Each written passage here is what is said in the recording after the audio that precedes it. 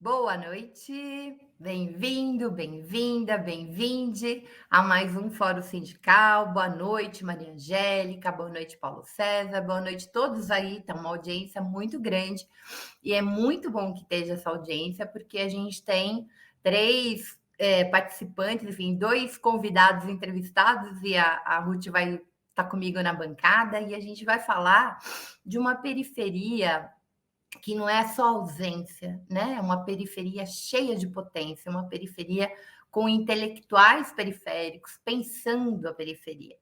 Então, sem mais delongas, eu quero chamar meus convidados, eles estão todos aqui para vocês verem que vai ser um debate muito interessante, né? A gente fala muito assim, tem que voltar para a base, tem que voltar para a base, como se a gente não fosse classe trabalhadora, como a gente não tivesse na base, né? Então, que tipo de debate a gente precisa fazer com nossos companheiros trabalhadores periféricos para a gente mudar esse estado de coisas, né? Para melhorar a vida das pessoas, para a gente parar de comer osso, pé de galinha, carcaça de peixe, para ter condições de vida melhores, para ter trabalho decente, para ter saúde decente, para ter uma recuperação da educação destruída por esse governo, enfim.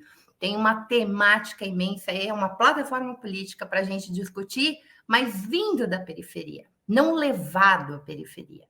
Essa é a grande questão do debate de hoje. Então, sem mais delongas, Guilherme, bota o Tiaraju na tela. Oi, Olá, companheiro. pessoal. Tudo bom, Tudo Maria bem, Fruta? querido? Boa noite para você, para todas as pessoas que estão nos acompanhando. É um prazer, uma alegria, uma satisfação bater esse papo com você essa noite aqui. Obrigado pelo convite.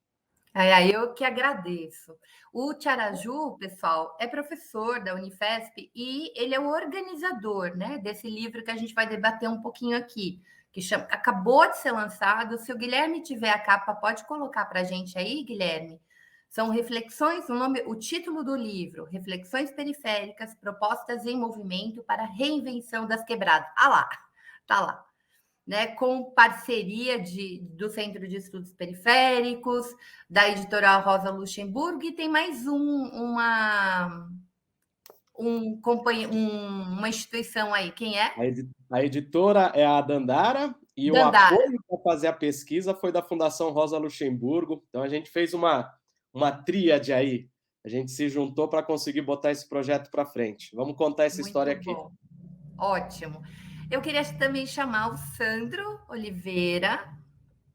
Oi, Sandro, tudo bem? Oi, Maria, boa noite a ti, boa noite, camarada Tiara, boa noite a quem está nos acompanhando aí pelas redes, né? Satisfação poder estar aqui também, poder bater esse papo. É uma grande noite para nós, para essas reflexões periféricas, muito axé e muito saravá para o nosso povo aí que está precisando, né? Em meio a essa E pandemia como? difícil, e vamos encarando e tendendo a marcha e tocando em frente também, né? É isso. É isso aí. E a minha parceira de bancada, cadê Ruth Alexandre? Fechado, Ruth. Fechado seu microfone, mulher. Gente, eu dando boa noite aqui, não mica. Boa noite, gente. Boa noite, Tiaraju, Sandro, querida Maria Fro, todas as pessoas que estão participando conosco dessa conversa muito importante. Assim que me mandaram esse livro, eu já vi toda a importância dessas reflexões e vamos. Hoje a conversa promete. Que bom. Então, eu vou começar o nosso bate-bola, né? Na divulgação do programa, eu peguei uma frase do Frei Beto, que eu acho que ela retrata bem o livro de vocês. A cabeça pensa onde os pés pisam, né? Quer dizer, são intelectuais orgânicos, estão falando do seu lugar de fala, do seu território, né? E essa sensação que a gente, toda vez que fala da periferia de um olhar externo, só olha as ausências, né? Não consegue perceber a grande potência que tem ali. Então, o que eu vi, pelo pouco que eu consegui pesquisar, vocês iniciaram uma pesquisa, então eu queria que vocês contassem um pouco sobre isso, porque ela parece, tem várias soluções muito simples propostas, né? Em relação ao transporte público, em relação até o combate à fome, né? Por exemplo, servir café da manhã nos restaurantes públicos, né? Promover espaços de convivência, que é uma coisa terrível, né, gente? A gente está perdendo isso, a gente está perdendo essa capacidade. A pandemia, então, isolou ainda mais, mas no sentido de que impede a gente ir para o bar, né? Tomar aquela cerveja, discutir as coisas. E aí, tudo que tem ali como proposta, de coisas muito simples às vezes, né? Mapear terrenos da cidade, a gente vê a quantidade de ocupações e de prédios vazios, né? Que estão lá caindo, sendo destruídos tal. Então, como é que regulação, né, de preço de aluguel, várias coisas que fariam com que a vida das pessoas transformasse muito concretamente o cotidiano das pessoas, né? Tem coisas muito interessantes e é uma coisa que eu que moro num bairro mais afastado do centro, mais periférico também sinto, que parece que aqui onde eu vivo as pessoas só vão para Lapa, né? A gente não tem essa coisa do transporte urbano circulando entre os bairros, fazendo acontecer a vida também dentro dos bairros. Então, essas propostas todas, a meu ver, é uma plataforma política. A minha primeira pergunta para vocês, eu quero que vocês falem um pouquinho do projeto, mas a minha primeira pergunta é: tem político interessado nessa plataforma política construída pela periferia? Eu quero saber. E junto com isso, eu quero que vocês também reflitam o seguinte: a quebrada ainda acredita no Estado? Pô, Maria Fro, pergunta difícil não vale, hein? Mas já que a gente foi convidado para esse bate-papo aqui, a gente tem que estar preparado para todo tipo de pergunta que vier. Eu acho que esse livro, o principal interesse, eu acho que nosso, desse livro, né, do Centro de Estudos Periféricos, dessas 29 pessoas que produziram esse livro, era apresentar propostas que fossem factíveis, viáveis. Tiara, Ju, você travou aqui para mim. Mas que elas fossem. Tá bom, quer falar, Sandro? Vai lá. Eu vou você está fazer um arranjo aqui. Sandrinho, continua então. Tá bom. Bom, basicamente. Tá bom. Continuando, né? Acho que basicamente a gente começou essa pesquisa lá em idos de 2019, né? Segundo semestre. O CEP, o Centro de Estudos Periféricos, ele foi fundado, né, oficialmente no dia 3 de maio de 2018, né?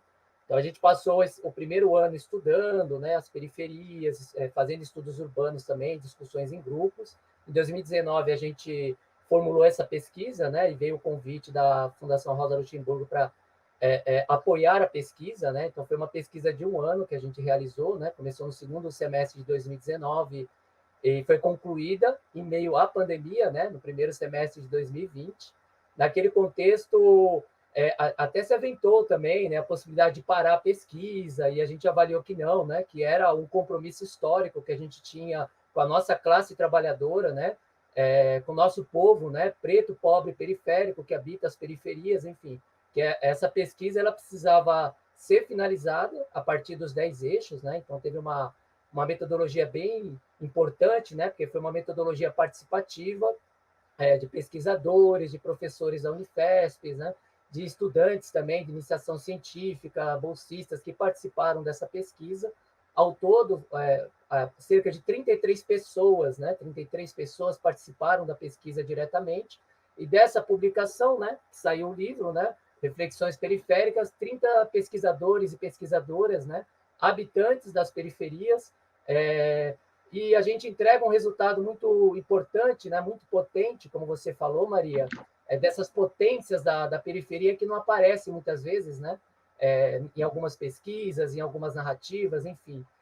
A gente entende que não é mais possível fazer pesquisa sobre a periferia.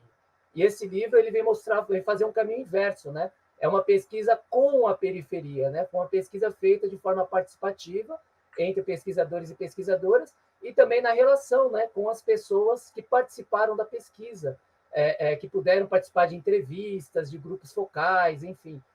Ao todo, em torno de 300 pessoas foram entrevistadas, teve muito diálogo, né? Então, foi um processo intenso de pesquisa que a gente agora entrega na forma desse livro, né, de forma mais sintética, uma análise bem potente, né, de vários temas, né, que afligem a vida de quem habita as periferias aí da cidade de São Paulo e também da região metropolitana de São Paulo, como educação, como saúde, como você falou, né, a questão do transporte, eu fiquei responsável pelo eixo transporte, enfim. Então, uma pesquisa muito positiva para a gente pensar aí questões básicas mesmo, condições básicas de existência. A gente não está pedindo muito, né? Mas a gente está pedindo o básico, né? E basicamente é isso, né? Dialogar com as pessoas para perguntar também o que elas precisam, né? Não apenas como é que elas estão vivendo, quais são as suas condições de vida, isso faz parte, mas o que é preciso para mudar essa realidade da periferia, né? Então, o livro ele vem tocar um pouco nessas questões e, enfim, a gente está bem feliz, né, com o resultado desse trabalho.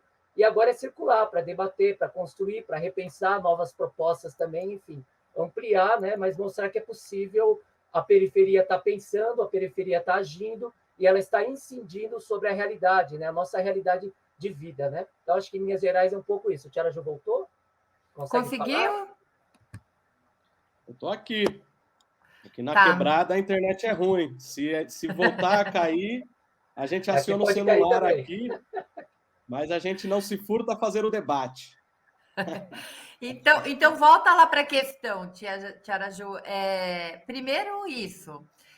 Nessa plataforma política que eu estou traduzindo, né, essas propostas como uma plataforma política, tipo, a CUT, ela toda eleição ela constrói uma plataforma política do ponto de vista da classe trabalhadora, daquilo que é necessário, né, em termos de política pública, em termos de trabalho decente, e assim por diante. A periferia fez a sua plataforma. E aí, tem político que já leu, tem político dialogando.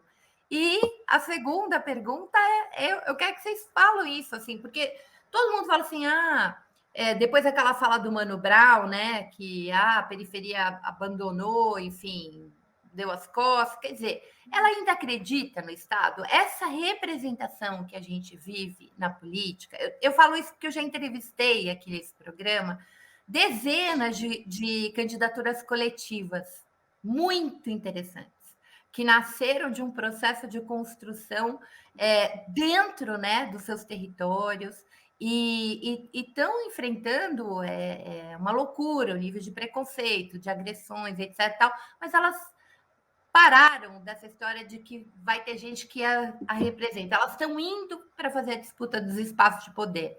Então, eu queria um pouco que vocês dialogassem. Vocês entrevistaram de modo qualitativo, dialogaram muito. Qual a percepção de vocês? Começar pela segunda questão. Eu acho que tem uma das grandes crises da contemporaneidade, né? Eu acho que a gente tem uma crise de representação na democracia liberal burguesa que ela é evidente. Ela é evidente. As pessoas elas têm dificuldade de votar. Nas últimas eleições, a gente tem níveis de 40% da população que vota em branco e nulo, né? É um grande contingente da população que está se negando a participar desse jogo eleitoral, desse circo eleitoral, podemos dizer dessa maneira. E grande parte desses 40% que têm dificuldade de lidar com as eleições ou estão diretamente negando as eleições, moram nas periferias urbanas. Então, tem uma crise, a democracia burguesa está em crise, cada vez mais em crise. Essa crise é que permite que figuras antissistemas, entre aspas, ganhem um monte de eleições. O presidente do Brasil, atualmente, é uma expressão disso. O governador do estado de São Paulo também tinha um discurso antissistema. O presidente Trump dos Estados Unidos, o Macron na França. Então, é um fenômeno mundial. Essa crise da democracia liberal burguesa é um fenômeno mundial, não é só brasileiro. No Brasil, ele tem as suas características pelas nossas particularidades. Porém, concomitante a essa crise da democracia, e também a gente tem uma crise do desmonte do Estado, e também a gente tem uma crise do desmonte da sociedade salarial, que são várias crises ao mesmo tempo, e que são nas periferias que essas crises se apresentam de maneira mais aguda, porque as periferias apresentam aquilo que o centro esconde, sempre foi assim.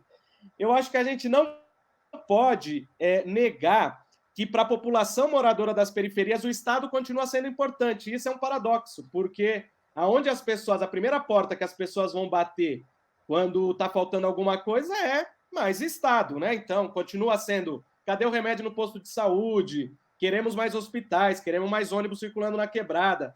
A gente tem um avanço do neoliberalismo que está desmontando aquilo que movimentos populares e movimentos sociais por décadas montaram ou construíram, e é nas quebradas que isso se apresenta de uma forma mais evidente. É na quebrada que falta o busão, é no posto de saúde da quebrada que falta o remédio, é perceptível na vida cotidiana das pessoas esse desmonte do Estado, né? Com o advento da pandemia, isso ficou mais escancarado ainda, né? A gente precisa do SUS, a gente quer vacina, entendeu? Então tem um paradoxo aí, como continuar pleiteando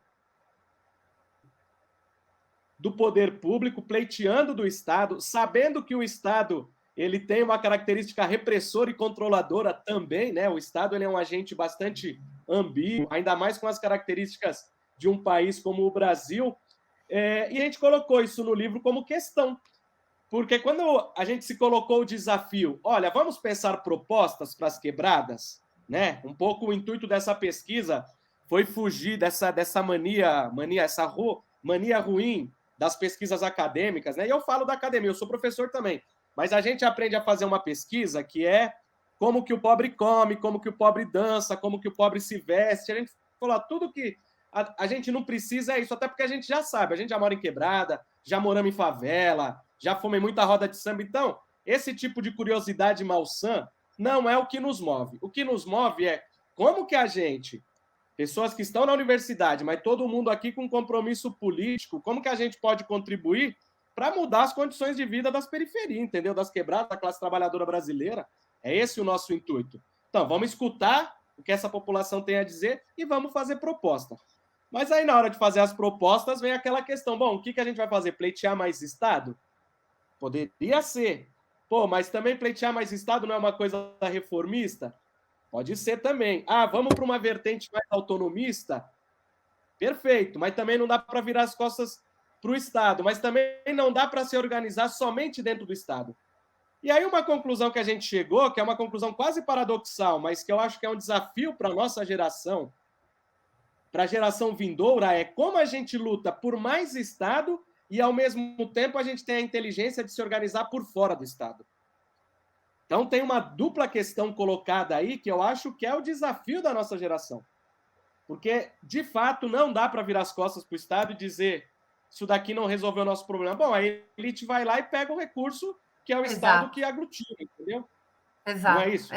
Inclusive, se organizar fora do Estado é uma maneira de disputar esse recurso para não deixar que numa pandemia banqueiro seja salvo e as pessoas passem fome. Perfeitamente, perfeitamente. Então, assim, é uma pesquisa que ela colocou dilemas para a gente, que tipo de... A gente vai fazer propostas dentro do Estado e fora do Estado também. A gente não se colocou, né, esse coletivo de pesquisas que é o Centro de Estudos Periféricos. 33 pessoas participaram da pesquisa, 29 escreveram artigos, né, um livro coletivo, bastante gente, todo mundo morador e morador de quebrada, diferentes gerações, diferentes níveis de... tem professor, tem aluno de graduação, tem pesquisador. O que a gente gostaria era de oferecer um material para o movimento popular, oferecer um material para o movimento social. A gente não detém a verdade absoluta, a gente não... Isso daqui é o que a nossa pesquisa chegou, o nosso coletivo chegou a essas 29 cabeças pensantes, com as nossas limitações e com as nossas possibilidades e com as nossas potências. A gente gostaria que a população se apropriasse desse material e se a população disser isto faz sentido para nós, a gente fica contente. Agora, se políticos quiserem se apropriar desse material também, a gente não tem problema, esse material é do mundo. Esse material está na sociedade. Deu uma travadinha, Tiara Ju. A internet aí na quebrada tá difícil. Vou pôr a Ruth políticos... na roda. Voltou. Eu gostaria de comentar também, mas voltou. Quando eu falei de político, cortaram. Acho que você está sendo Não boicotado. pode falar mal de político, hein? O pessoal Não tá vou Não falar pode, mais, não porque senão pode. vão cortar de novo. Agora, Tiara Azul, bom, primeiro eu tenho que começar dando os parabéns para vocês por esse trabalho importantíssimo, importantíssimo. Agora, tem um desafio, né? Então, você fala que é a necessidade de que a periferia se aproprie desse levantamento que foi feito, né? Então, eu gostaria de ouvir de você e do Sandro como é que vocês estão pensando, porque o que acontece? Ele foi feito por intelectuais da periferia, mas nós sabemos que, mesmo nós tendo saído ou permanecendo na periferia, nós temos um conhecimento mais abrangente do que a esmagadora maioria da periferia. Senão, nós não teríamos um monte de gente votando em uma pessoa que disse que vida de patrão é difícil, certo? Pessoas que têm uma vida extremamente difícil. Isso é falta de educação popular, isso é falta de conhecimento político, né? E esse é um problema nosso. Nós que conseguimos ter essa visão mais ampliada das estruturas, dos planejamentos que fazem esse tipo de coisa, esse estado de coisa, que levam a esse estado de coisa, nós temos essa dificuldade de botar mais gente na roda. Então, como é que vocês estão pensando? Quais são os caminhos que podem ser utilizados para que essas pessoas acessem e opinem, né, sobre essas coisas e façam incidência política com essas propostas? Eu vou abrir para o Sandro primeiro, porque daí Não, eu posso dialogar também. Bom, Ruth, é bem importante essa pergunta, que são questões que a gente vem pensando também já há algum tempo, né? Assim, a maioria de nós que participou, né, acho que quase todos e todas da pesquisa, não só apenas são moradores e moradoras da periferia, mas tem uma atuação com o movimento social, né? Eu mesmo já tive uma atuação com o movimento de moradia, movimento de cultura, Tiaraju também, enfim. A gente está inserido, de certa maneira, em várias dinâmicas, em vários processos que acontecem nas periferias, né? Recentemente, por exemplo, eu cheguei a participar muito diretamente com o movimento de moradia, estar em assembleia com mais de 700 pessoas, né? Enfim. Então, acho que uma das estratégias, a gente está iniciando aqui, né, esse diálogo, nesses convites, é poder fazer o debate sobre o que essa obra traz, né, o que ela sistematiza, o que ela analisa e o que ela propõe. Porque, além de analisar, a gente está propondo também, e discutir essas propostas com a nossa classe trabalhadora, com a nossa população aí das periferias, enfim. Seja em espaços, né, de movimento de moradia, seja em ocupações culturais. Aqui a gente acompanha também a ocupação Coragem, por exemplo, né? Sempre tem muitas atividades aqui, rodas de conversas, debates, enfim. Então, todo o espaço que a nossa classe trabalhadora produziu e constrói cotidianamente nas periferias é um espaço que a gente, sim, tem o interesse e o objetivo de poder fazer esse debate, poder discutir, né? Poder fazer esse levantamento aí que a pesquisa traz também, que o livro, né, contribui. E aí a gente pensou essas propostas com essa finalidade. Quer dizer, não basta só analisar, né? Acho que fazendo jus aí a 11ª tese, né, de Marx sobre Feuerbach, né, que os filósofos eles apenas interpretaram o mundo de diferentes formas. No nosso caso, cabe transformar o mundo, né? A gente compreende para transformar. Então, no nosso caso, é isso também. A nossa contribuição, né, nessas reflexões periféricas é poder não só incidir nessa realidade, poder transformar essa realidade, poder pensar junto com um movimento popular que está no momento mais de defensiva, né? Tem sofrido muito ataques, o movimento sindical, os movimentos de moradia. Aqui em São Paulo, por exemplo, os movimentos de moradia estão lutando por um programa habitacional, né? Depois da extinção do Minha Casa Minha Vida, que incluía, né, uma parte que era o Minha Casa Minha Vida Entidades, né? Incluía os movimentos sociais por autogestão. Então, esse programa está saindo, está tendo uma luta para sair aqui em São Paulo, por exemplo. Então, é com o nosso povo, é com a nossa classe, né? É com os sujeitos e sujeitas aí das periferias que a gente quer fazer esse diálogo, para pensar esse projeto popular, que seja um projeto construído de baixo para cima. Então, isso é importante também. É disputar o Estado, é estar com o pé na disputa do Estado, mas um pé fora construindo um projeto popular, um projeto amplo da classe trabalhadora também, né? A classe trabalhadora periférica, que está aí com uma série de dificuldades, e a pandemia, como disse o Tiaraju, só escancarou problemas que já existiam na sociedade brasileira, né? Que a gente já conhece bem, a gente luta, a gente atua, e agora é como é que a gente modifica essa realidade, né? Então, é esse processo que a gente está fazendo. Então, espaços como esse aqui, né, é muito importante para esse diálogo e para essa construção também. E de uma agenda política, né, de pensar conjuntamente essa agenda política a partir, né, dos dilemas, aí, a partir dos problemas encarados, enfrentados pela população periférica, né? Passando a bola. O historiador Márcio Reis está dizendo que o único bairro da Zona Leste que o Bolsonaro não venceu foi a cidade de Tiradentes. A cidade de Tiradentes tem uma tradição muito forte de organização, né? Cultural. Eu tinha um aluno de classe média, inclusive, e virou cineasta, ele se mudou para a cidade de Tiradentes, ele casou na cidade de Tiradentes, ele cuida dos filhos da cidade de Tiradentes e participa dessa luta coletiva, é uma coisa muito interessante. Quando vocês estavam falando, eu me lembrei de uma época que eu era a pesquisadora, aluna, e a gente foi para Iguape, porque havia o Congresso Nacional tinha aprovado uma lei da Piracema que era uma demência.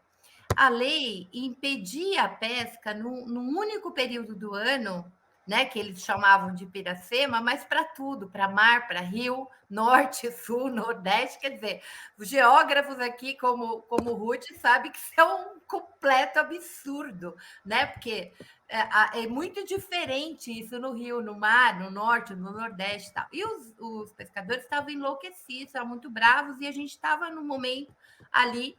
E eles chegaram uma hora e falaram assim: nós não queremos mais ser entrevistados. Vocês vêm aqui, né, faz um monte de pergunta, vão lá para a academia, escrevem as suas teses. Foi a primeira vez, e muito jovem eu tive contato com essa realidade, que foi muito interessante para mim, né? De pensar, falar a verdade. Ele é um sujeito da história, né? Ele não é um objeto de pesquisa. Então, esse dialogar, né? A gente não dialoga mais, a gente não constrói junto. E essa iniciativa, para mim, ela é importante nesse sentido. Por isso que eu insisto tanto.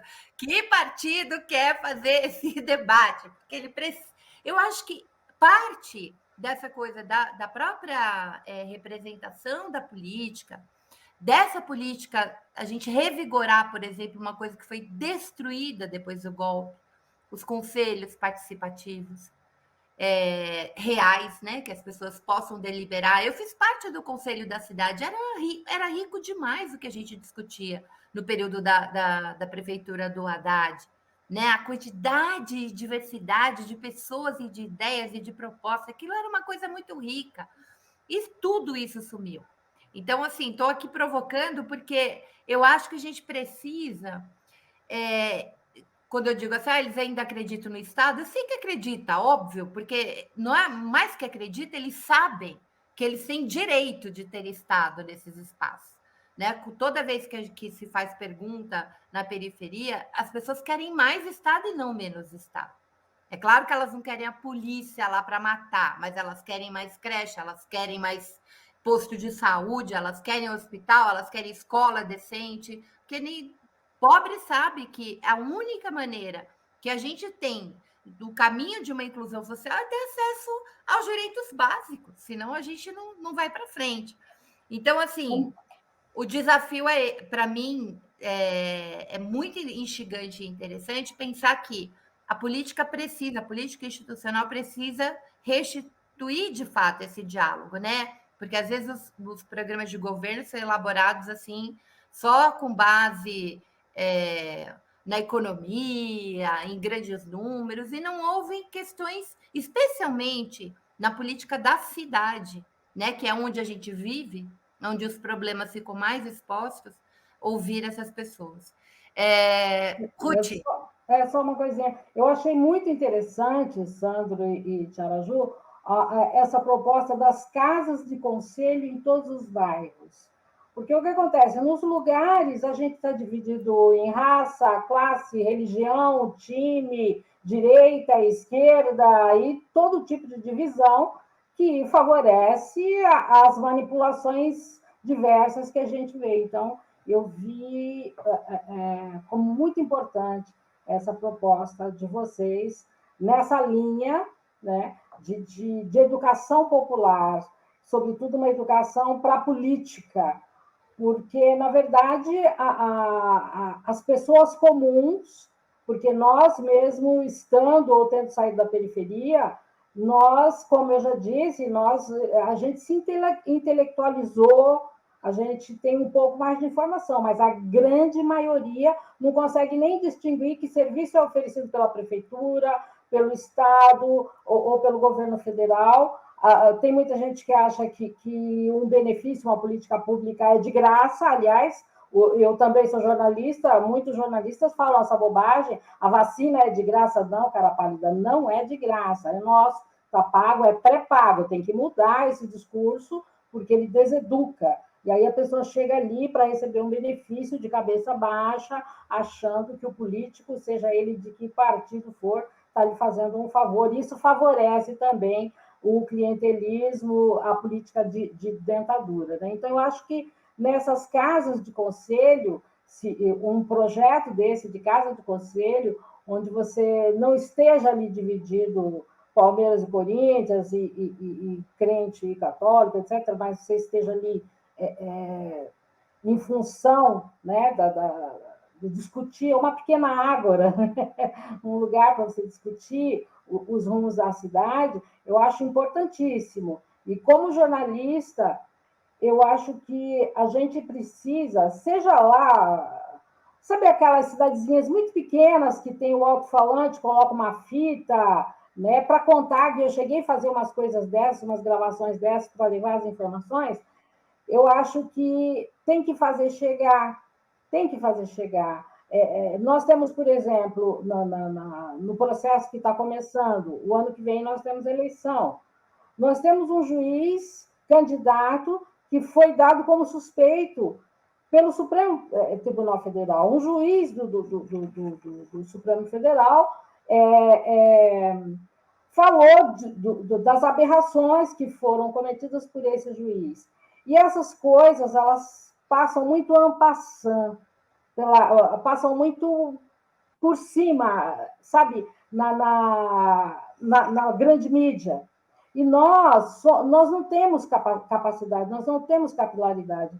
Então, eu acho que um outro desafio para a gente, para chegar na periferia, é criar capilaridade. Como é que vai ser? Não sei, mas a gente tem que dar um jeito. Olha o problema da internet que o Tiaraju teve. Outro dia eu fui fazer um debate e eu não estava aqui na minha casa, também foi um horror, né? Caía, e era sobre... eu era convidada, eu tinha que passar as informações, né? Foi um horror. Então, e a gente ainda pode pagar minimamente lá a internet, mas a grande maioria não tem acesso, certo? Não tem acesso, tem acesso ao WhatsApp só, e olhe lá, né? Então, nós temos que pensar como é que vai ser essa conversa realmente com a base da base da base, aquela pessoa que saiu 4 horas da manhã de casa, eu sempre repito isso, né? E voltou às 9 da noite, sentou na frente da televisão e vão vomitar o que quiserem na cabeça dela. Então, nós temos que disputar com esse potencial grande que a grande mídia tem, né, de entorpecer as pessoas com notícias que não importam e sobre a definição de o que vai fazer com o dinheiro, que, na verdade, a briga ali econômica e política é essa. O que vai fazer com o dinheiro? Quem vai se favorecer do dinheiro dos impostos que todo mundo pagou, né? Todo mundo pagou, não. A classe trabalhadora pagou, porque a gente paga imposto consumindo. O rico não paga imposto. Produziu. Pagou e produziu, porque quem produz somos nós. Nós pagamos IPVA, gente, num carro velho. Rico não paga imposto, IPVA em jatinho, em avião, em jet ski, entendeu? Rico sonega. Então, essas coisas, essas pequenas ágoras, essas coisas têm que ser discutidas. As pessoas Deixa precisam se apropriar. eu aproveitar sua deixa. Antes, deixa eu falar com a galera aqui. Sérgio Serel, boa noite. Robson está gostando do debate. Boa noite, Fátima Rocha. Gente, vocês já curtiram aqui o programa? Já compartilharam o link? Lembra do nosso apelo? Eu sei que a gente está... Começou dezembro, quem ainda tem emprego... assalariado, pode ter 13º, não é o meu caso, não é o caso de um monte de gente, né? Então, mas se vocês têm aí uma cervejinha, pode se tornar membro. Se não tem problema. Vocês podem compartilhar nosso link na rede de vocês, fazer o nosso canal crescer, fazer o programa ser visto, não só porque isso potencializa nosso canal, mas potencializa essa discussão que a gente está fazendo aqui, que é muito importante. Né? Depois não adianta chorar, gente. Se a gente não entende o que está acontecendo na periferia e não estabelece o diálogo, não tem como eleger Lula. E a galera aí que quer ir ver o Lula, vai ficar gravado lá. Fica aqui que é mais interessante o debate, aqui inclusive pode ajudar a eleger Lula. Eu queria que vocês contassem um pouquinho para a galera, até, olha, o Guilherme acabou de colocar o link para comprar o livro, gente, eu indico que vocês comprem, leiam, porque a gente precisa se apropriar disso para poder fazer o trabalho de base.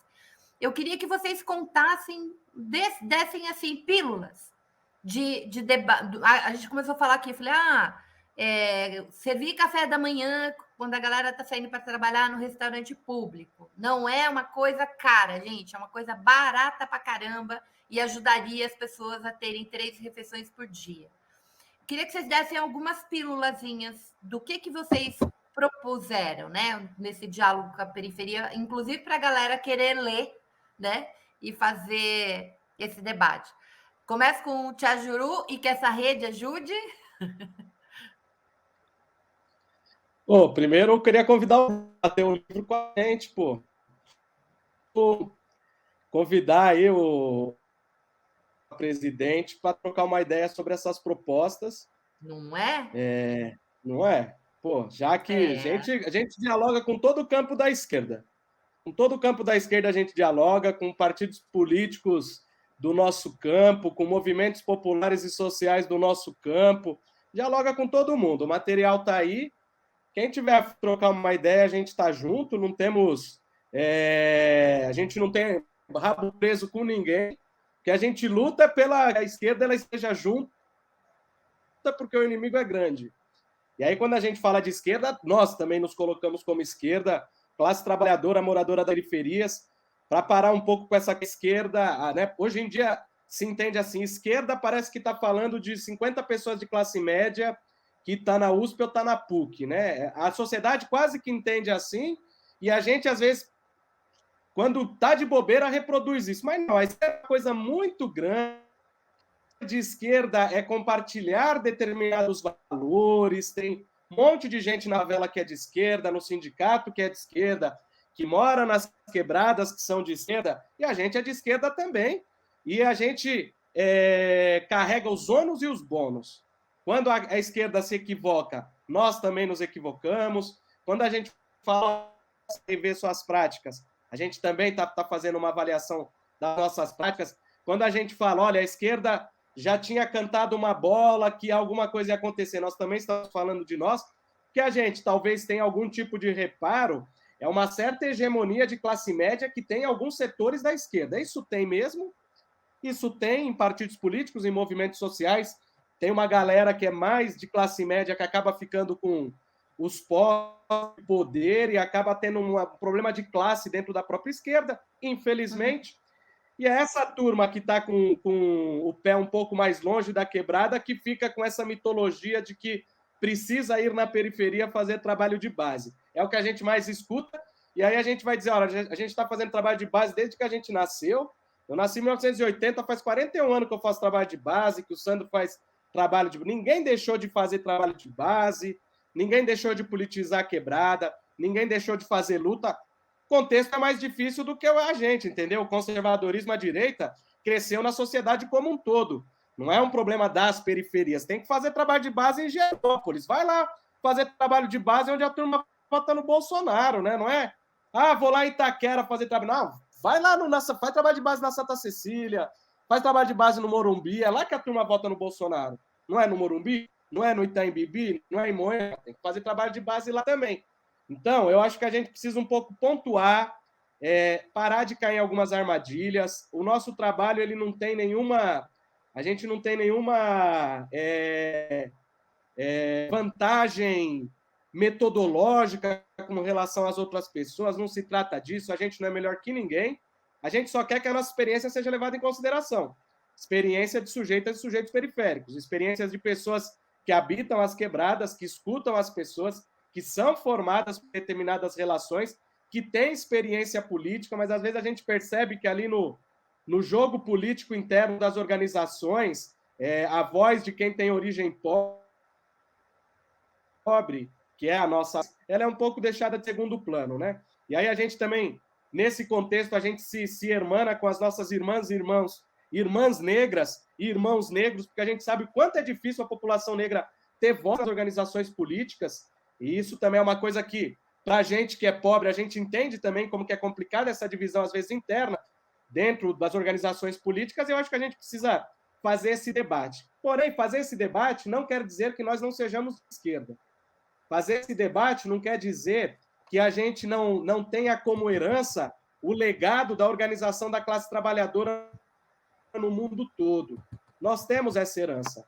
Nós reivindicamos a Comuna de Paris, nós reivindicamos as organizações que lutaram pela independência dos países africanos, nós reivindicamos a Revolução Zapatista, a gente reivindica toda a luta de emancipação que ocorreu no mundo. Nós também somos esse legado. Moradoras e moradores das periferias, filhos e filhas da classe trabalhadora brasileira.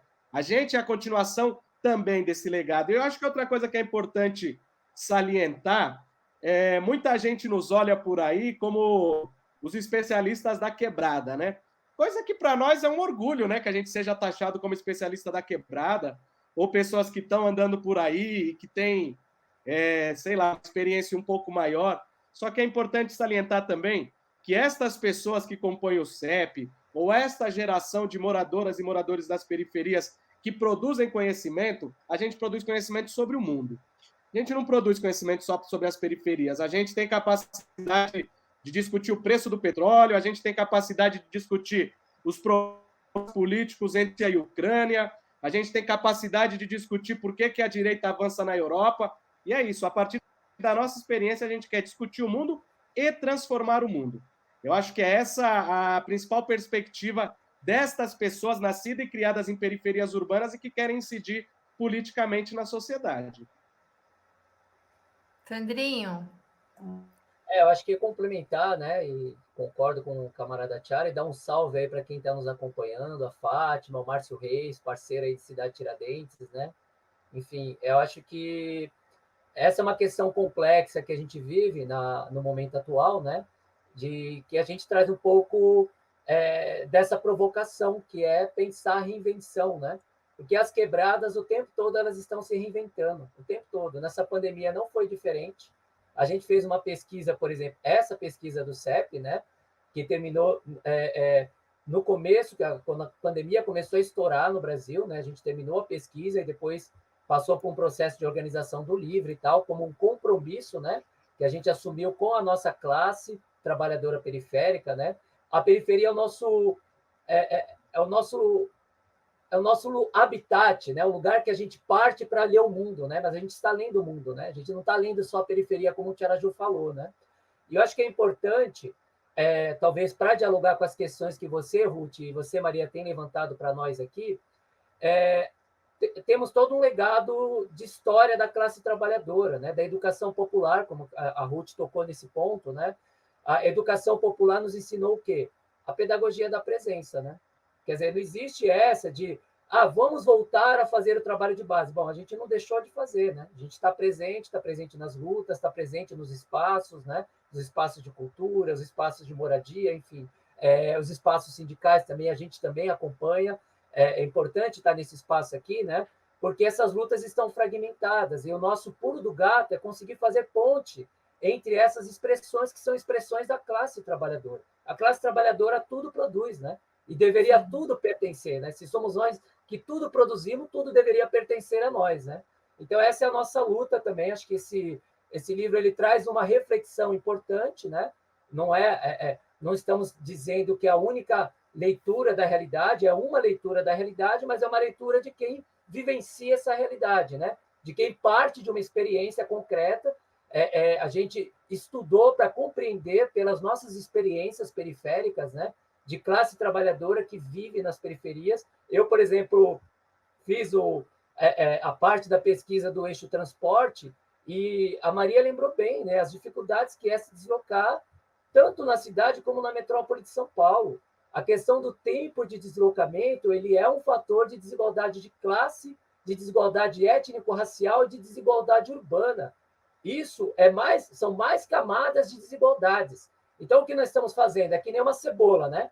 A cebola tem várias camadas. A sociedade é assim também, ela tem várias camadas de desigualdade. Então, a periferia ela tem uma série de camadas de desigualdades que precisam ser explicitadas. A pandemia ajudou a explicitar negativamente, né? Mas contribuiu para que muitas pessoas percebessem quão precária a periferia. Aliás, teve pessoas que só descobriu que existe periferia no Brasil por causa da pandemia. Digamos, né? Há pessoas que estão na bolha lá, vivendo em Gianópolis, né, no quadrante sudoeste, que só descobriu que tem pobre por causa da pandemia, né? Oi? Quem foi, Ruth? Ou quando tem enchente. Ou quando tem enchente, lá em Itaquera. O Max Gonzaga já cantou, né? A classe média não se preocupa, mas quando tem enchente na periferia, eles também não estão nem aí, né? Porque é na periferia. Quando chega lá, aí eles se preocupam, né? Então, a nossa leitura é uma leitura de classe, a nossa visão de mundo é uma leitura de classe, é uma leitura étnico-racial, porque a gente tem as experiências dos quilombos também.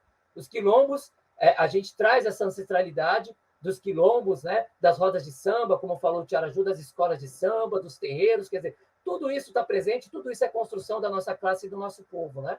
E é isso, né? Sobre isso que a gente quer trazer uma contribuição para incidir, né? Pensar sobre essas questões. Em relação ao transporte, por exemplo, a gente propõe estatização do transporte coletivo. As empresas... essa é uma pauta que tem que voltar para a sociedade e a gente pede ajuda dos sindicatos. Estatização das empresas de ônibus. Desde que foi privatizado, a tarifa só aumenta. A questão da tarifa, porque as empresas elas são criadas para acumular. Os liberais gostam de falar que não existe almoço grátis, né? Por isso que a tarifa tem um custo, mas não é só o custo da tarifa, é a acumulação, né? É a acumulação, é o lucro do patrão e a acumulação do capital, que está em jogo também. Quer dizer, se o transporte seguisse uma lógica para atender ao público, né, para atender a população enquanto valor de uso, a gente garantiria o direito à cidade, o direito de circular a cidade. Tem muita gente que deixou de circular a cidade porque não tem dinheiro para condução. O aumento, a última pesquisa, a OD, mostrou isso, o aumento do deslocamento a pé é absurdo, né? E na pandemia aumentou muito mais. Muitas pessoas desempregadas andando 6, 7, 10 quilômetros por dia, enfim, porque não tem dinheiro da condução, entendeu? E o transporte, ele é o mediador entre o lugar de moradia e o lugar de trabalho, entre o lugar de moradia e o lugar de lazer. Quer dizer, quem não circula na cidade não se apropria das riquezas socialmente produzidas. E a riqueza não é só monetária, é a riqueza de você poder acessar atividades culturais, inclusive gratuitas, né? Gratuitas ao público, né? Que muitas vezes o Estado financiou, né? As viradas culturais, quer dizer, a população tem o direito também de se apropriar da cidade, das riquezas que estão desigualmente distribuídas na cidade. A cidade era uma expressão da sociedade, né? E é essa sociedade que a gente quer transformar. E comecemos pela cidade, comecemos pela periferia, comecemos invertendo, fazendo inversões de prioridade, né? O centro expandido já tem uma infraestrutura, agora vamos direcionar os recursos públicos para as periferias, restatizar os ônibus, por exemplo, metrô, linhas de metrô, estações de trem nas periferias. O metrô e o trem é fundamental como um transporte metroviário, né? É rápido, enfim, teria que ter em todas as periferias. Só para vocês terem uma ideia, só existem 10 estações de metrô na periferia de São Paulo, 10 apenas, ampliada em 2019 com 5 estações do monotrilho, que chegou em São Mateus, com muito atraso, diga-se de passagem, né? Quer dizer, então a população periférica merece, né? Merece e tem a urgência, né? Não é só a necessidade, é a urgência de que esses recursos cheguem nas periferias e transformem a vida das pessoas nas periferias, né? Então, isso é importante. Linhas circulares de ônibus também. é isso, vocês falaram, né? A gente que mora na periferia, às vezes você vai no bairro vizinho, não tem uma linha direta.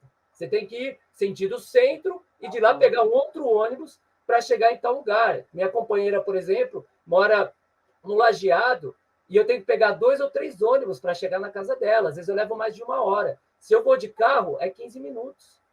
Quer dizer, só para dar esse exemplo, né? Que eu acho que é muito concreto, sim, né? eu aqui no trabalho, para ir para o meu trabalho, tudo bem, eu trabalho longe, mas, gente, eu tenho que pegar 2 linhas de metrô e uma de ônibus.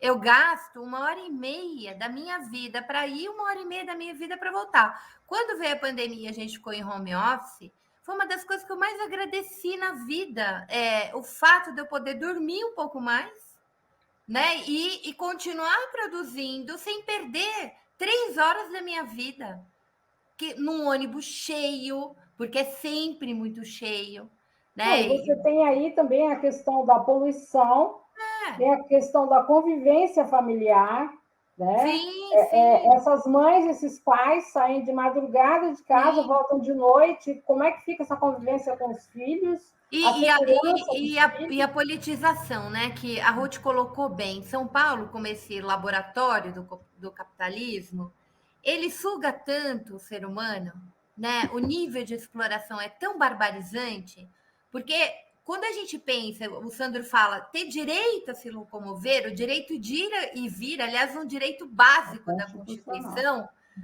é um direito que te dá direito a descanso, direito ao lazer, direito à reflexão, direito à informação. Como é que o indivíduo que acorda às 4 da manhã volta, passa aquele perrengue dos infernos para chegar no trabalho, trabalha feito um cão danado, volta exaurido, ônibus cheio, não sei o quê, vai ter consciência de classe, vai pensar, vai se informar. O Danilo está dizendo que a gente é uma esquerda paternalista que justifica a falta de consciência de classe das massas, é responsável pela alienação da classe trabalhadora. Ô, Danilo, eu te convido a vir fazer a disputa de corações e mentes, porque a gente precisa esperançar o brasileiro, né? Bem Então, freirianamente, mas não é assim, tipo, consciência de classe, bicho, se faz na luta, né? Ninguém brota, ninguém chega para ele, você tem que ter consciência de classe, é assim que faz. Não é assim, camarada. É no debate, na contradição, na dialética. É assim que a gente constrói consciência, e na luta, principalmente. Ficar só cagando regra não adianta nada. Sorry pela expressão, mas não adianta. Boa noite, Panique, Cidade Tiradentes na sintonia. Que massa isso aqui.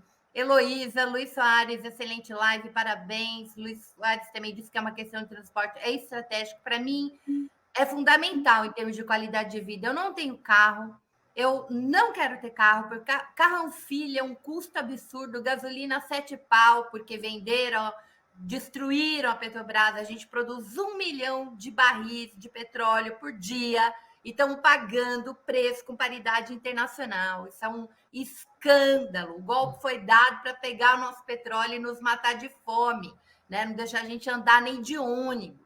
Então, assim, estou meio revoltada hoje, gente. Ataca a enxaqueca, eu me revolto. Eu vou passar a bola.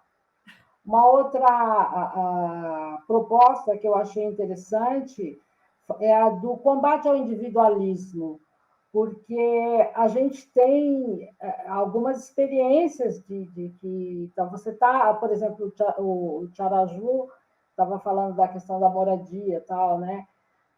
Você tem às vezes a pessoa está ali lutando pela moradia e a gente precisa ampliar isso para que seja uma luta política por moradia, não pela minha moradia.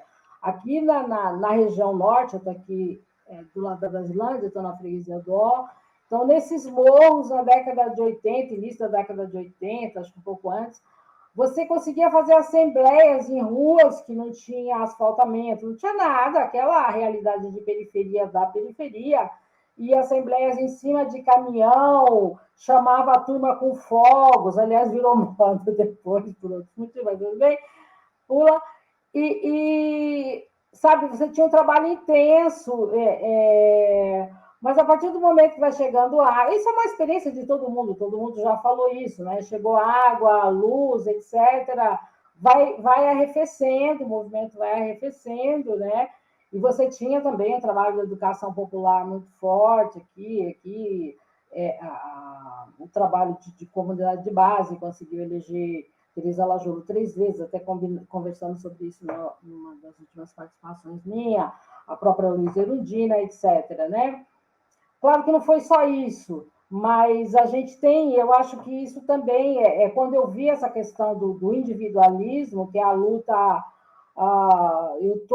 sou operário, faço aquela luta pelo aumento de salário, né? Mas eu acho que a gente precisa ampliar, né? Isso para mim, para a Fro, é o nosso desafio, né?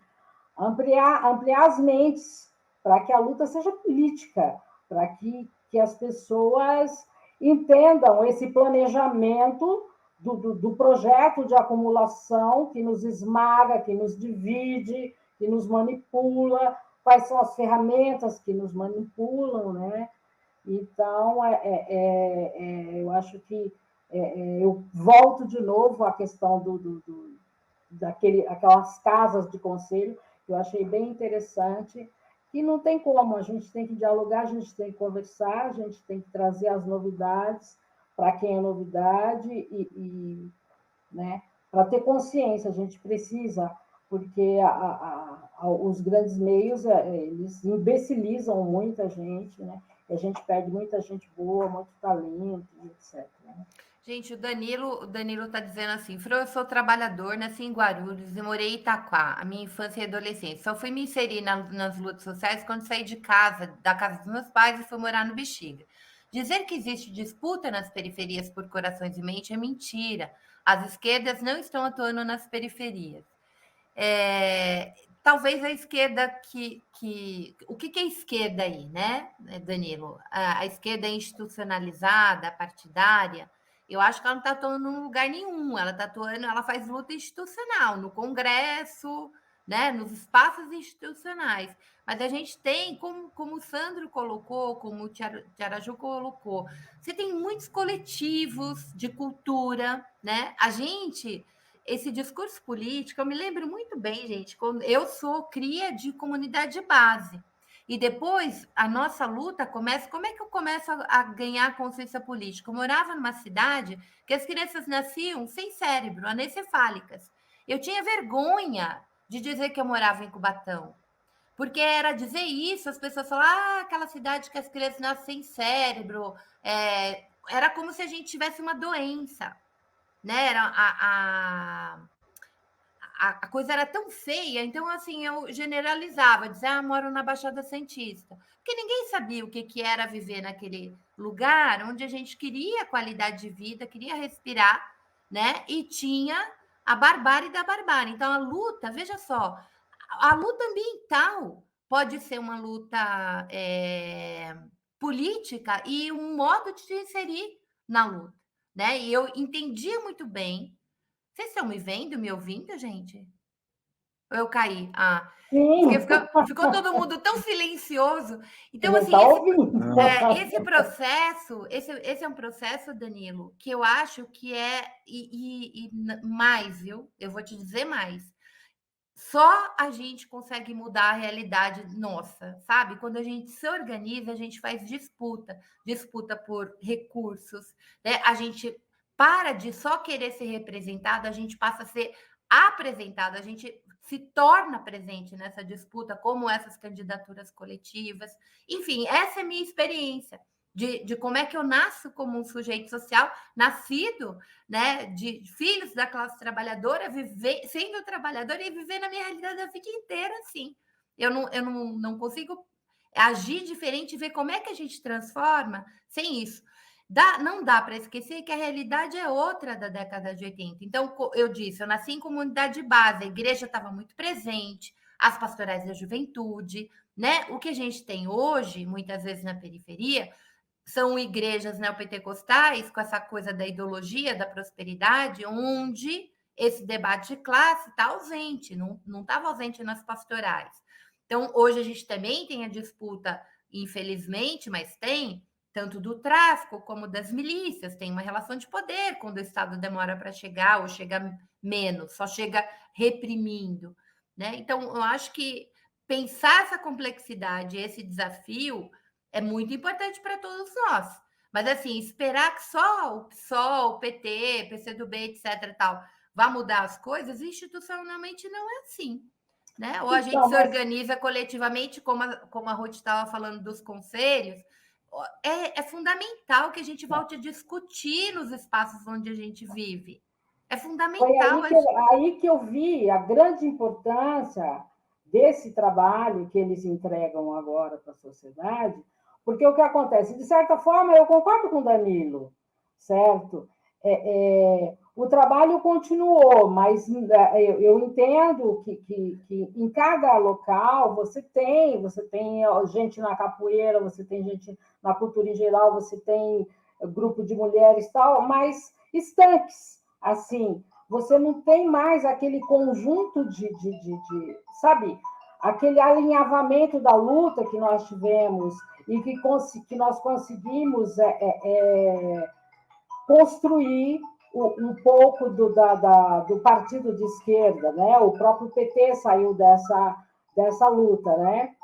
E meu telefone vai continuar tocando lá, ele está longe de mim, vocês tenham paciência. E o que acontece é que a gente falou naquela conversa com as meninas do Sul, com a Carol e esqueci o nome dela agora, né? No debate aqui. À medida em que um governo de esquerda foi para o poder, tomou o poder, o que acontece? Muitas dessas lideranças foram trabalhar, era necessário para você implementar algumas políticas, etc. Só que isso deixou a periferia descoberta. E, por outro lado, porque não é fácil fazer a luta, né? Não é fácil. Quem faz sabe como é, como os filhos ficam. Eu estava falando da Tereza Lajolo, na época que ela fazia a luta, ela tinha as meninas pequenas, que são todas formadas agora, ela com barriga, e a gente segurando a barriga dela e cavalo em cima aqui no pau da freguesia do Ó, quando teve o pau na briga pelo pronto-socorro aqui, passaram uma coisa na garganta do Roberto Lajolo, aqui que a gente viu aqui todo cortado, e a Tereza com aquela barriga no meio, e bomba de gás, etc. Então é assim, e a menina dela mais velha estava na casa de uma das mulheres, do grupo de mulheres lá. Então, quer dizer, fazer a luta não é fácil. Então, muitas pessoas da luta, quando viram um governo de esquerda, ficaram um pouco mais tranquilas, erroneamente. Outros estavam trabalhando nos gabinetes, porque parecia aquilo que eu sempre repito, que o Frei Beto fala, vai resolvendo uma canetada, e não é verdade, porque os banqueiros estão lá, cada um defendendo seus interesses, e os pobres têm que, mesmo cansado, mesmo tem que ir para a porta, né? Tem que ir para a porta. Como é que foi a questão da luta pelo plano diretor em São Paulo? O movimento de moradia tinha uma turma dentro, o pessoal da FLM dentro da Câmara, o pessoal do Boulos fora da Câmara, e aquela pressão, senão a especulação imobiliária não aceitava o que tinha sido discutido nas diferentes audiências que aconteceram, né? Então, aquilo é uma grande lição de que você tem que atacar em todas as frentes e tem que lutar. E isso está meio disperso. Nessa época, a gente tinha a Igreja Católica alinhavando essas comunidades. Hoje em dia, isso está meio disperso. Você tem um outro trabalho assim, né, estanque em lugares diferentes. Então, a gente tem que conversar sobre isso e resolver isso. Ninguém sabe muito bem como, né? Mas que bom que tem trabalho, né? Que bom que tem. E eu acho que essa contribuição aqui é muito fundamental, boa. né? Eu vou circular para o Sandro e para o Tiaraju, que a gente está já chegando no final do nosso programa. Eu quero que vocês dialoguem aí, galera, o que vocês acham mais fundamental levantar agora, né? Para a galera ler o livro. E nesse debate político aí que a gente acabou ficando nessa meia horinha aí, se temos esquerda ou não temos esquerda na periferia, onde é que disputa que a gente está fazendo. Tá fechado seu microfone, Tiara. Ah, tem a esquerda. Pessoas que pensam de esquerda, tem um monte de gente que mora na periferia que pensam como pensam os valores que a esquerda defende. O que acontece é que a gente está sofrendo um revés, a esquerda no mundo todo está sofrendo um revés. A gente tem um avanço para agregar essas duas considerações que a Ruth fez, que são importantíssimas, né? A gente teve um momento na década de 80, na década de 90, que o movimento popular estava mais organizado, lutando por melhorias na condição de vida, então isso aglutinava pessoas. A gente teve um segundo momento, já na passagem dos 90 para os 2000, onde muitas dessas pessoas que estavam organizadas em partidos de esquerda vão para dentro do Estado, isso também enfraquece as organizações populares. Eu vou agregar um terceiro elemento. O mundo mudou. O mundo mudou porque a sociabilidade mudou. Hoje tem uma ideologia privatista e privatizante que pegou todos os setores da sociedade.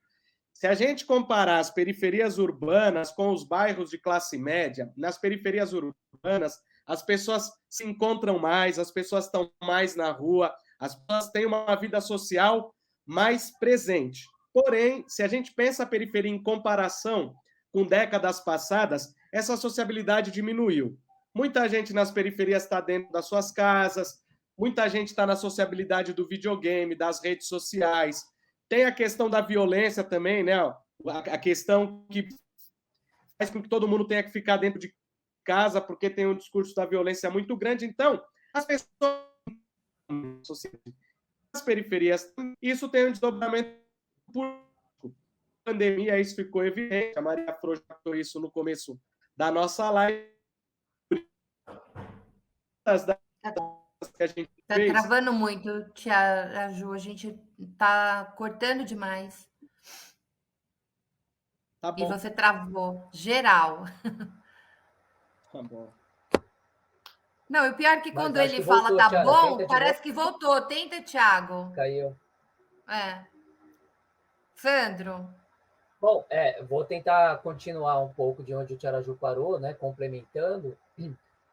O mundo mudou, né? Existe podemos dizer assim, uma subjetividade neoliberal, né? Que está muito presente na sociedade. E como é que às vezes a gente vem para um espaços assim e as pessoas querem respostas, né? Ou querem propostas mesmo, né? Nesse sentido que a gente está pensando também o mundo, né? Que a gente vive para incidir sobre ele. Eu entendo a fala do Danilo, né? Quando ele traz essas questões. Ainda tem gente na periferia fazendo disputa, Danilo, como foi bem lembrado aqui, né? Tem muito coletivo cultural, o movimento de moradia ainda está nas periferias, está fazendo a disputa, né? Só que a gente está num contexto distinto, né? Você tem uma onda conservadora, como o Tiaraju falou, né?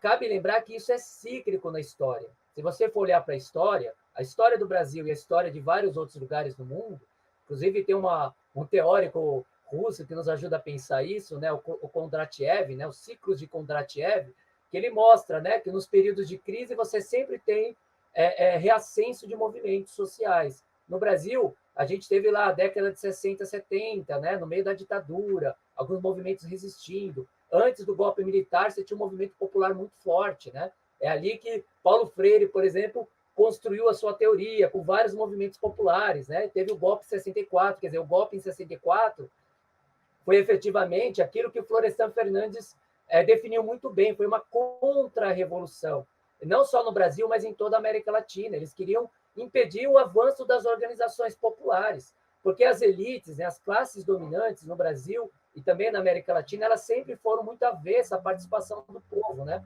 Óbvio que os países têm diferenças, né?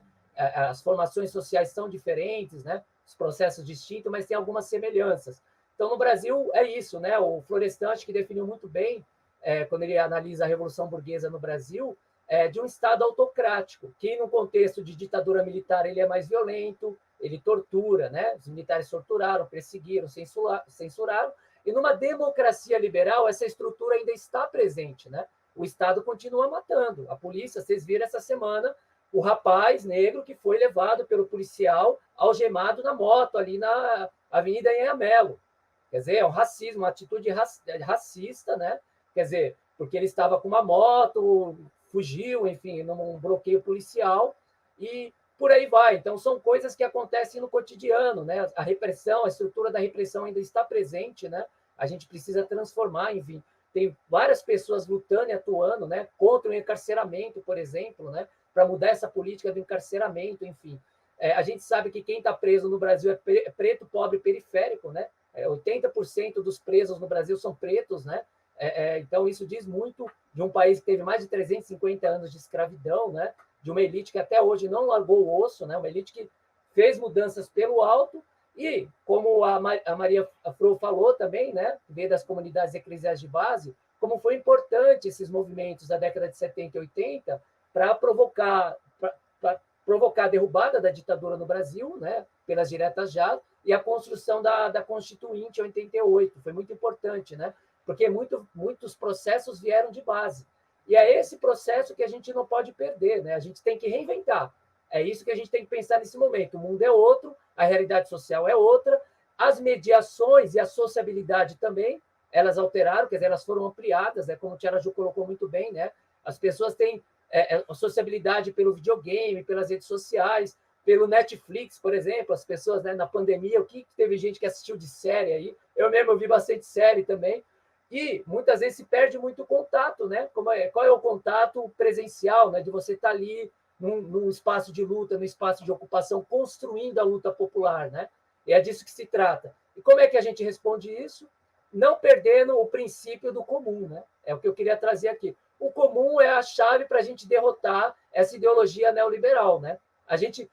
As casas de conselho, que a Ruth falou várias vezes, que está na proposta aqui da participação popular, que é o eixo que o Tiara Ju participou, ela tem essa proposta mesmo, né? De pensar esse lado material, esse lado educativo, o lado artístico, o lado afetivo, quer dizer, as várias dimensões que nos constituem enquanto seres humanos, enquanto seres sociais, estarem presentes. Essas casas de conselhos em todos os bairros, são casas de acolhidas, né? Foi uma demanda que apareceu na pesquisa, né? As pessoas falando disso, né? De espaços de acolhimento, de espaços de escuta, por exemplo, as pessoas querem falar dos seus problemas. O movimento, por exemplo, os clubes de mãe, lá na década de 70, como é que eles nasceram? De mulheres que passaram a se reunir nas igrejas para falar dos seus problemas. Olha, meu marido está desempregado, olha, a gente não consegue emprego. E aí, a partir daí, organizaram o movimento de mulheres das periferias, sabe? É assim que os movimentos nascem, as pessoas pautando concretamente os seus problemas cotidianos, os seus problemas concretos, né? Só assim que a gente vai conseguir retomar e reinventar, quem sabe, né? Alguns processos que a gente perdeu, né? Que a gente não deixou de estar com o pé, né? O pé no barro, a gente continua com o pé no barro, não deixamos de estar, né? E só que é isso, a gente tem que pensar essa disputa institucional. Eu fui para o México 2 vezes, gente. A gente viajou aí para a América Latina, conhecemos várias experiências de vários movimentos sociais e populares na América Latina. No México, uma coisa que o movimento zapatista tem feito, que é muito interessante, é uma outra realidade, distinta para a nossa, mas a gente aprende com as outras experiências, é fazer essa construção, como eles dizem, abaixo e à esquerda, com os de baixo e à esquerda. Mas lá eles romperam com os partidos políticos, eles cansaram a política institucional. Então, eles estão construindo os caracóis zapatistas, construindo o projeto político, tentando fazer essa construção com os de baixo, com as organizações populares ditas de baixo, o que está na base da sociedade. Acho que é a grande questão para a gente pensar, porque não podemos nos distanciar da classe e da base, né? A gente tem que estar o tempo todo nessa base, fazendo essa disputa, fazendo essa construção, construindo projetos, né? Projetos de cultura, projetos de moradia, enfim. Eu trabalhei 10 anos com o movimento de moradia, já tive assembleia com 700 pessoas, e são essas construções que a gente tem que fazer no cotidiano, a pedagogia da presença, né? Mas, para isso, é preciso pensar um projeto político, né? Um projeto político popular, mas é um popular a partir desse momento que a gente está vivendo. Não é a década de 80 mais, é uma outra realidade. E vai trazer novas questões, né? Novos elementos, novas necessidades, né? E o comum precisa ser o princípio, né? O princípio do comum, né? A gente não falou aqui, e infelizmente o programa está acabando, mas eu acho que é uma discussão que a gente precisa voltar. Nós fazemos isso com alguma frequência, então eu deixei, porque mídia, gente, a gente tem um latifúndio mediático. Como é que a gente faz disputa das nossas pautas, né? Quando essa mídia que está aí é uma mídia financeira, é uma mídia que defende o offshore do ministro da Economia, diz que não é ilegal, né? da imoralidade perpassa, né, por interesses com todo. O mercado não está feliz. O mercado, né, o mercado virou um ser, né, que nos conduz e decide as nossas vidas. Então, um debate legal aqui do Sandro e da Cristiane, isso é bem legal, gente. Ele já suscitou discussões e reflexões, né, no chat. Eu acho isso muito bacana. Danilo, eu te convido para a semana que vem, a gente vai discutir um outro tripé opressor, né, que é a justiça do trabalho, cheio de juízos neoliberais. A gente vai discutir com o Normando Rodrigues, o Rubem Casara e a Laura Astrolábio, né, que tem uma pesquisa muito interessante de como a gente está vendo que nem no espaço que a gente tinha no Estado ali garantido, onde o capitalismo era refreado um pouquinho no processo civilizatório para garantir mínimos direitos, nem isso a gente tem mais. Então, o trabalho de reconstrução é muito grande. Eu vou dar a geral rapidinho para o Tiaraju e espero que essa rede funcione para a Ruth e a gente encerra, tá bom? Tá bom, obrigado pelo convite, obrigado a quem assistiu, Maria Fro, Sandro, Ruth. Queria lembrar que o livro Reflexões Periféricas, Propostas em Movimento para a Reinvenção das Quebradas, são 56 propostas, né? Fala que a periferia não está fazendo nada, olha quanta coisa está sendo feita, tem um livro aí, 56 propostas, não é uma, não é duas, não é três, são 56. O livro está disponível no site da editora, www.editora.com.br. A gente está à disposição para fazer o debate sobre o livro, sobre periferia, sobre política mundial, aonde a gente for convidado. A nossa intenção é rodar as quebradas mesmo, apresentando o livro, uma obra coletiva, 29 autores e autoras participaram. A gente está muito feliz pelo espaço que nos foi dado aqui pela revista Fórum. Viva a luta sindical, viva a luta das quebradas, viva a luta. Muito obrigado e estamos aí à disposição. A gente que agradece, Tiaraju. Ruth, querida. Eu só quero voltar rapidinho àquele absurdo daquele rapaz com apenas 18 anos sendo arrastado pela moto, né? Então, esse rapaz vai ser jogado. Todo mundo sabe o que acontece quando você vai para dentro da cadeia tão novinho, você pode passar... Se você não era, você entra realmente para o crime, e aí você... o latifúndio da mídia, a mídia zona, como disse a Maria Fro, eles não discutem, por exemplo, que nós tivemos há bem pouco tempo tonelada de pasta base de coca dentro do helicóptero de um deputado, certo? E você, ao mesmo tempo, você tem a grande maioria dos presos por tráfico são negros e estavam com menos de 100 gramas de entorpecente. Então, esse tipo de debate nós temos que fazer nas nossas bases, nós temos que fazer nos espaços de discussão, para que as pessoas se apropriem disso e lutem, reajam com relação a esses absurdos. Olha, gente, foi maravilhoso estar com vocês aqui. Parabéns mais uma vez, eu já disse, me encantei muito com a obra, com o projeto, né? Que a periferia se aproprie, né, dele. E é isso aí. Na hora que quiserem, podem me convidar também, que a gente vai lá e debate junto. Beleza. Obrigada, Flor. Imagina. Beijo, Sandro. Beijo, Tiaraju. Imagina. Ô, Robson, todo mundo que está aí com a gente, Danilo, todo mundo, tanto nome, não consigo falar o nome de todo mundo, não dou conta. Robson está pedindo para a gente explicar o risco de um ministro terrivelmente evangélico. Robson, prometo que eu faço uma live sobre Estado laico, né? A garantia do Estado laico, né? Ter um ministro que defende uma igreja, né? Uma religião, uma parte do cristianismo, ele pode fazer com que o Estado fique fundamentalista, certo?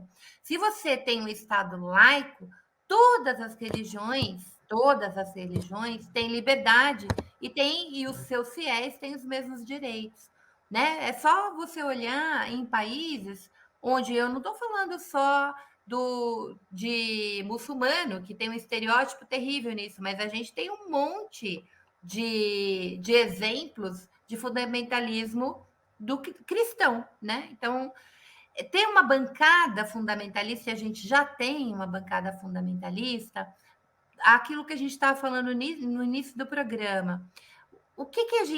Qual é a nossa grande luta? A disputa por recursos do Estado. Então, por exemplo, as igrejas não pagam impostos, né? Lavam dinheiro, criam redes de TV, criam editoras, criam, assim, é um pool, é uma cadeia industrial.